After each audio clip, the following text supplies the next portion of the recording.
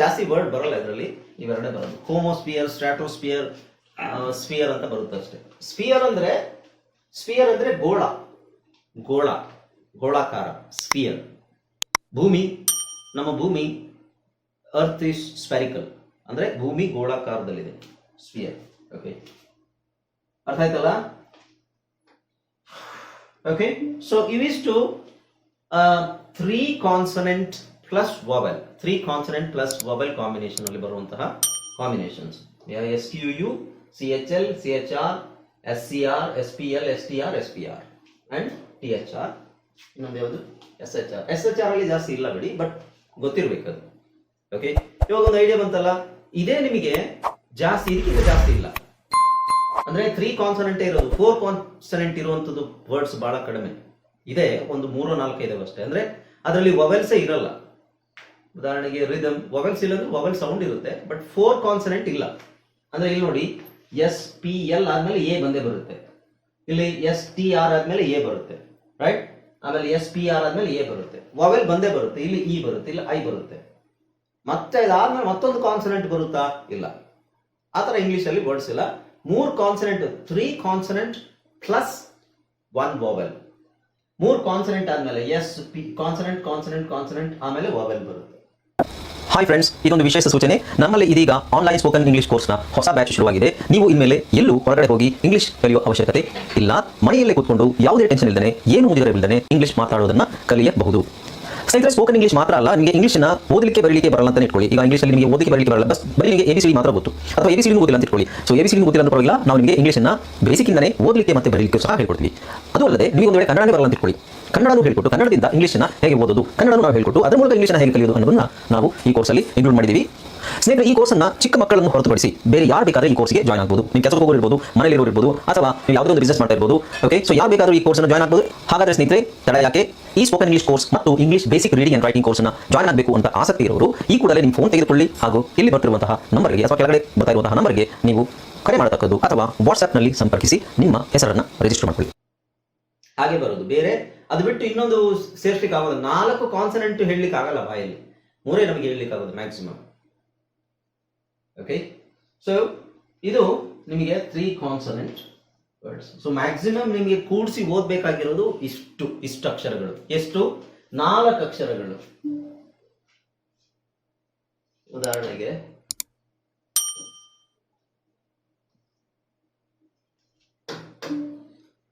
ನಾಲ್ಕು ಅಕ್ಷರಗಳನ್ನ ನೀವು ಒಂದೇ ಸಿಲಬಲ್ ಅಲ್ಲಿ ಒಂದೇ ಸಲ, ಒಂದು ಅಕ್ಷರ ತರ ಒಂದ್ ಸಲ ಕೇಳಬೇಕು. 4 ಅಕ್ಷರ. Spray, spray, right? Spree, scrap, scree, ಇವೆಲ್ಲ 4 ಅಕ್ಷರ ಇದೆ ಇದರಲ್ಲಿ. ಕನ್ನಡದಲ್ಲಿ ನಮಗೆ ಏನು ಅನ್ಸ್ಬೋದು? ಸ್ಪ್ರೇ.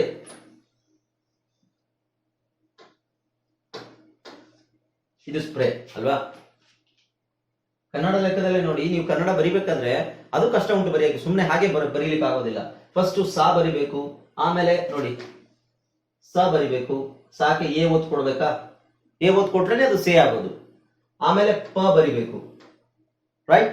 ಪ ಕೆ ರ ಒತ್ತು ಕೊಡ್ಬೇಕು. ಅದೇ ತರ ಇಂಗ್ಲಿಷ್ ಅಲ್ಲೂ ಸ ಪ ರ ಆ. ಸೊ ಇದು ಅಲ್ಲ, ಇಲ್ಲಿ ಎ ಬರುತ್ತೆ, ಎ.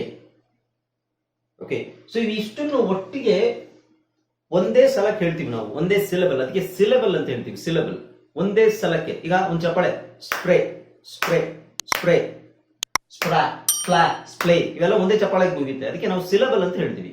ಅದ್ ಮುಂದೆ ಗೊತ್ತಾಗುತ್ತೆ ಸಿಲೆಬಲ್ ಅಂದ್ರೆ. ಸಿಲೆಬಲ್ ಅಂದ್ರೆ ಒಂದು ವವೆಲ್ ಇರುತ್ತೆ, ಆಮೇಲೆ ಮಿಕ್ಕಿದ್ದು ಒಂದಷ್ಟು ಕಾನ್ಸನೆಂಟ್ ಇರ್ಬೋದು. ಸೊ ಇದು ಒಂದು ಸಿಲೆಬಲ್. ಇದು ಇಲ್ಲಿ ಒಂದು ಸಿಲೆಬಲ್. ಸ್ಟ್ರೇ, ಪಿ, ಒಟ್ಟು ಸ್ಟ್ರಪ್, ಸ್ಟ್ರಪ್ ಅನ್ನೋದೇ ಒಂದು ಸಿಲೆಬಲ್ ವರ್ಡ್. ಓಕೆ, ಸೊ ಇವಿಷ್ಟು 3-4 ಅಕ್ಷರಗಳನ್ನು ಒಟ್ಟಿಗೆ ಹೇಳ್ತಾ ಇದೀವಿ. ಸಪರೇಟ್ ಆಗಿ ಹೇಳಕ್ ಹೋಗ್ಬಾರ್ದು. ಸಪರೇಟ್ ಆಗಿ ಅಂದ್ರೆ ನೀವು ಈಗ ಮತ್ತೆ ಸ ಪ ಲ್ ಈ ತರ ಓದ್ಬಾರ್ದು. ಇದನ್ನ ನಿಮಗೆ ಈ ಒಂದು ಅಕ್ಷರ ಒಂದು ಪದ ನಾನು ಕೊಟ್ಟೆ ಅಂತ ಇಟ್ಕೊಳ್ಳಿ. ಈ ಪದ ಕೊಟ್ಟಿದ ತಕ್ಷಣ ನೀವು ಸ್ಪ್ಲಿಟ್ ಅಂತ ಹೇಳಕ್ ಕೂತಿರ್ಬೇಕು ನಿಮಗೆ. ಅದ್ ಬಿಟ್ಬಿಟ್ಟು ಸ ಪ ಲ ಟ್, ಈ ಲೆವೆಲ್ ಅಲ್ಲಿ 8ನೇ ಪಾಠನ 7ನೇ ಪಾಠನ ಈ ಲೆವೆಲ್ ಅಲ್ಲಿ ನೀವು ಏನ್ ಕಲಿತೀರಿ ಅಂತ ಹೇಳಿದ್ರೆ, ಅರಮನೆ ಅಂತ ಡೈರೆಕ್ಟ್ ಆಗಿ ಹೇಳೋಕ್ ಕಲಿತೀರಿ ಹೊರತು ಅ ರ ಮ ನೆ ಅಲ್ಲ. ಅರಮನೆ, ಗರಗಸ, ಈ ತರದ ಪದಗಳನ್ನ ಒಟ್ಟಿಗೆ ಹೇಳಕ್ ಕಲಿತಾ ಇದ್ದೀರಾ. ಅರ್ಥ ಆಗ್ತಿದೆಯಲ್ಲ? ಫಸ್ಟ್ ಪಾಠದಲ್ಲಿ ಆ, ರ, ಮ, ನಿ ಕಲ್ತ್ವಿ. ಅಲ್ಲ, ಬರೀ ಆ ಕಲ್ತ್ವಿ. ಆಮೇಲೆ ಅರ ಅರ, ಆಮೇಲೆ ಅರಮ ಅರಮ, ಆಮೇಲೆ ಅರಮನೆ ಅರಮನೆ. ಇದು ಲಾಸ್ಟ್ ಅರಮನೆ. ಈಗ ನೀವು ಅರಮನೆ ಅಂತ ನೀವು ನೋಡಿದಾಗ ಅರಮನೆ ಅಂತ ಒಟ್ಟಿಗೆ ಓದ್ತೀರಾ, ನೀವು ಅರಮನೆ ಅಂತ ಓದ್ತೀರಾ ಇಲ್ಲ ತಾನೆ? ಅರಮನೆ ಅಂತ ಒಟ್ಟಿಗೆ ಓದಕೋತಿರೋ ಅದೇ ಇದು. ಓಕೆ, ಈಗ ನೀವು ಈ ಪದ ಕೊಡ್ತೀನಿ ಅಂತ ಇಟ್ಕೊಳ್ಳಿ. ಕೊಟ್ಟಿದ ತಕ್ಷಣ ಸ್ಪ್ಲೆನ್ ಬಾಯಲ್ಲಿ ಬಂದ್ಬಿಡ್ಬೇಕು ಅದು. ಯಾಕೆಂದ್ರೆ ನಿಮ್ ಪ್ರಾಕ್ಟೀಸ್ ಆಗಿರುತ್ತೆ ನಿಮಗೆ. ಸ್ಪ್ಲಾ, ಸ್ಪ್ಲೇ, ಸ್ಪ್ಲೀ, ಸ್ಪ್ಲಾ, ಸ್ಪ್ಲರ್ ಪ್ರಾಕ್ಟೀಸ್ ಆಗಿದ್ರೆ, ಸ್ಪ್ಲಾ, ಸ್ಪ್ಲೇ, ಸ್ಪ್ಲೀ, ಸ್ಪ್ಲಾ, ಸ್ಪ್ಲರ್ ಪ್ರಾಕ್ಟೀಸ್ ಆಗಿದ್ರೆ ಈ ಪದ ಬಂದ ತಕ್ಷಣ ನೀವು ಸ್ಪ್ಲೆನ್ ಅಂತ ಓದ್ತೀರಾ. ನೀವು ಪ್ರಾಕ್ಟೀಸ್ ಮಾಡ್ಲಿಲ್ಲ ಅಂತ ಹೇಳಿದ್ರೆ ನೀವೇನ್ ಮಾಡ್ತೀರಾ? ಎಸ್, ಇದು ಒಂದೊಂದು ಅಕ್ಷರ ನಿಮಗೆ ನೆನಪಿಗೆ ಒಂದೊಂದು ಅಕ್ಷರ ಕೂಡಿಸಿದ್ರೆ ಬರುತ್ತೆ. ಸ, ಪ, ಲ, ಎ, ಪ, ಲೆ, ಸ್ಪ್ಲೆನ್. ಅಷ್ಟಲ್ಲಾಗ್ಲೇ ಆಲ್ರೆಡಿ ಚೆನ್ನಾಗಿ ಪ್ರಾಕ್ಟೀಸ್ ಮಾಡಿರೋರು ನಿಮ್ಗಿಂತ ಮುಂದಕ್ಕೆ ಓಡೋಗಿರ್ತಾರೆ. ಇಷ್ಟೇ ವಿಷಯ ನೋಡಿ. ಜ್ಞಾನ, ಇನ್ಫಾರ್ಮೇಶನ್ ನಿಮಗೆ ಸಿಗುತ್ತೆ. ಇನ್ಫಾರ್ಮೇಶನ್ ಸಿಗೋದನ್ನ ಹಾಗೆ ನೀವು ಬದಿಲಿ ಇಟ್ಕೊಂಡ್ರೆ ಅದೇನು ಪ್ರಯೋಜನಕ್ಕಾಗಲ್ಲ. ಅದನ್ನ ನೀವು ಕಾರ್ಯರೂಪಕ್ಕೆ ತರಬೇಕು. ಏನು ಈ ತರ ಇದೆ, ಇದನ್ನ ನಾವು ಹೇಳಿ ನಮಗೆ ಅಭ್ಯಾಸ ಆಗಬೇಕು. ಅದನ್ನ ನೀವು ಇಂಪ್ಲಿಮೆಂಟ್ ಮಾಡಬೇಕು, ಎಕ್ಸ್ಪೆರಿಮೆಂಟ್ ಮಾಡ್ಬೇಕು ಅದರಲ್ಲಿ. ಗೊತ್ತಾಯ್ತು ನನಗೆ 27 ಅಕ್ಷರ 26 ಅಕ್ಷರಗಳು ಗೊತ್ತು, 28 ಸೌಂಡ್ಸ್ ಗೊತ್ತು, ನಾನು ಇಂಗ್ಲಿಷ್ ಯಾವ ಪದ ಕೊಟ್ಟರು ಓದ್ತೀನಿ ಅಂತ ಹೇಳಿದ್ರೆ ಅದಾಗೋದಿಲ್ಲ. ಓದ್ಬೋದು, ಟೈಮ್ ತಗೊಳುತ್ತೆ. ನಿಮಗೆ ಫಾಸ್ಟ್ ಆಗಿ ಇಂಗ್ಲಿಷ್ ಓದಬೇಕು, ತುಂಬಾ ಫಾಸ್ಟ್ ಆಗಲ್ಲ. ಅಟ್ಲೀಸ್ಟ್ ಕನ್ನಡ ಓದೋ ತರನಾದ್ರೂ ಇಂಗ್ಲಿಷ್ ಓದಬೇಕು ಅಂತಿದ್ದ ನಿಮ್ಮ ಮೈಂಡಲ್ಲಿ ಇದ್ರೆ ನಿಮಗೆ SPLO ನೋಡಿದ ತಕ್ಷಣ ಗೊತ್ತಾಗ್ಬಿಡ್ಬೇಕು ಅದು ಸ್ಪ್ಲಾ.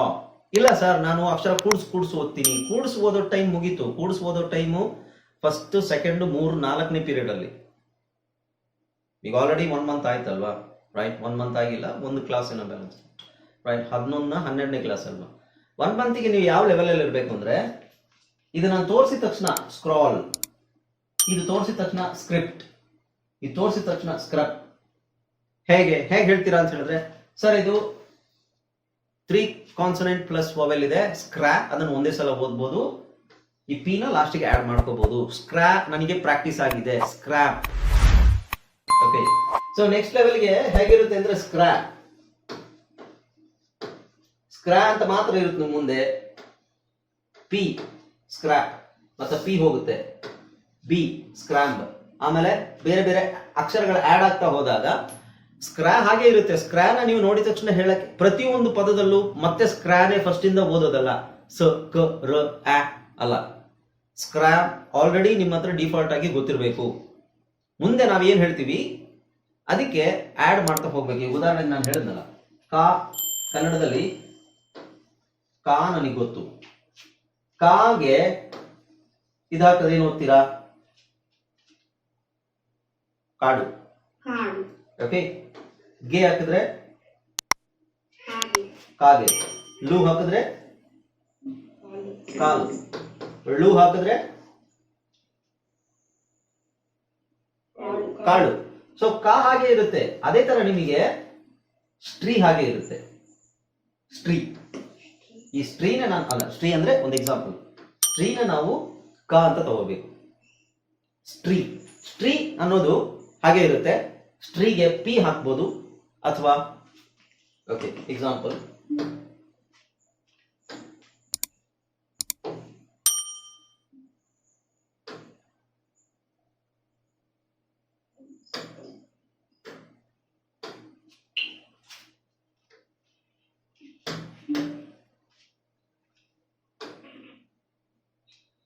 ಓಕೆ ಎಕ್ಸಾಂಪಲ್ ನೋಡಿ. ಸ್ಟ್ರೀ ಒಂದು ಎಕ್ಸಾಂಪಲ್ ತಗೊಂಡಿದ್ದೀನಿ ಅಷ್ಟೇ. ಇದು ನಾವು ಕಾ ಅಂತ ತಗೊಳ್ಳೋಣ. ಕಾ. ಓಕೆ, ಸ್ಟ್ರೀಗೆ ಪಿ ಹಾಕಿದ್ರೆ ಏನಾಗುತ್ತೆ? ಸ್ಟ್ರೀಗೆ ಪಿ ಸ್ಟ್ರಿಪ್. ಸ್ಟ್ರಿಪ್. ಎಲ್ ಹಾಕಿದ್ರೆ ಸ್ಟ್ರಿನ್. ಎಲ್ ಹಾಕಿದ್ರೆ ಸ್ಟ್ರಿಲ್. ಬಿ ಹಾಕಿದ್ರೆ ಸ್ಟ್ರಿಲ್. ಎಸ್ ಹಾಕಿದ್ರೆ ಓಕೆ. ಆಮೇಲೆ P N. Okay, string. Okay, so ನೋಡಿ, ಈ ಒಂದು ನೀವು ಬಾಯ್ಪಾಠ ಮಾಡ್ಕೊಂಡು ನಿಮ್ಗೆ ಇದು ಗೊತ್ತಾಗ್ಬಿಟ್ರೆ, ಟ್ರೀ ಅನ್ನೋದು ನಿಮಗೆ ಬಾಯ್ಪಾಠ ಮಾಡ್ಕೊಂಡು ಗೊತ್ತಾಗ್ಬಿಟ್ರೆ, ಫಸ್ಟಿಗೆ ನಿಮ್ ಬಾಯಲ್ಲಿ ಆಲ್ರೆಡಿ ಇದ್ರೆ ಮುಂದೆ ಯಾವುದೇ ಅಕ್ಷರ ಬಂದ್ರು ಅದನ್ನ ಈಸಿಯಾಗಿ ಓದ್ಬೋದು. ಇಲ್ಲ ಅಂದ್ರೆ ಇದೇ 4 ಪದ ಆಗುತ್ತೆ ಅಂತ ಇಟ್ಕೊಳ್ಳಿ. ನಾನು 4 ಪದ ಬರೀತೀನಿ. ಸ್ಟ್ರಿಪ್, ಇದನ್ನು ಓದ್ರಿ ಅಂತ ಹೇಳಿದಾಗ ಸ್ಟ್ರಿಂಗ್,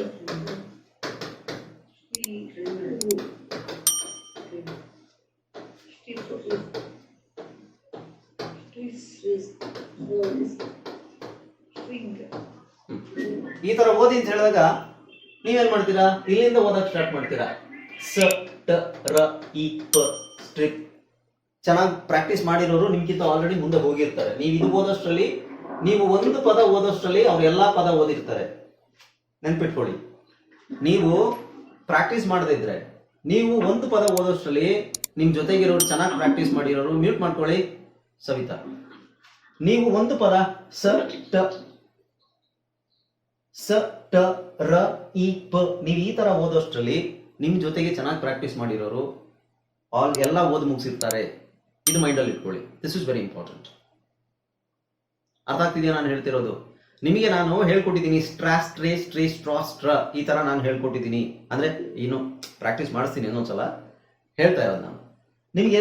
ಇಲ್ಲಿ ನೀವು ಸ್ಟ್ ಟ ರ ಇ ಪ ಸ್ಟ್ರಿಪ್ ಈ ತರ ಓದೋಷ್ಟ್ರಲ್ಲಿ ಚೆನ್ನಾಗಿ ಕಲ್ತಿರೋರು, ಸ್ಟ್ರಾ ಸ್ಟ್ರೇ ಸ್ಟ್ರೇ ಸ್ಟ್ರಾ ಸ್ಟ್ರ ಇದು ಚೆನ್ನಾಗಿ ಪ್ರಾಕ್ಟೀಸ್ ಮಾಡಿ ಕಲ್ತಿರೋರು, ನೀವು ಒಂದು ಪದ ಓದೋಷ್ಟರಲ್ಲಿ ಅವರು ಆಗ್ಲೇ 6 ಪದ ಓದಿ ಮುಗಿಸಿರ್ತಾರೆ.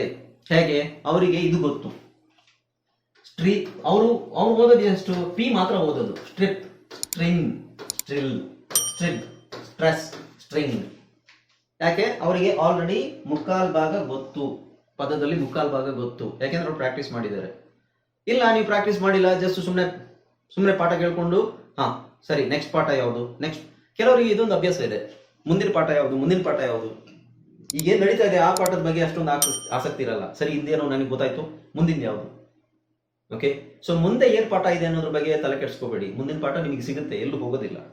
ಇರೋ ಪಾಠನ ಅಭ್ಯಾಸ ಮಾಡ್ಬೇಕು. ಕೆಲವರು ಪಾಠ ಗೊತ್ತಾಯ್ತು, ನನಗೆ ಗೊತ್ತಾಯ್ತು, ಈಸಿ ಆಯ್ತು, ಬಾಯಿಗೆ ಬರ್ತಾ ಇಲ್ವೇ,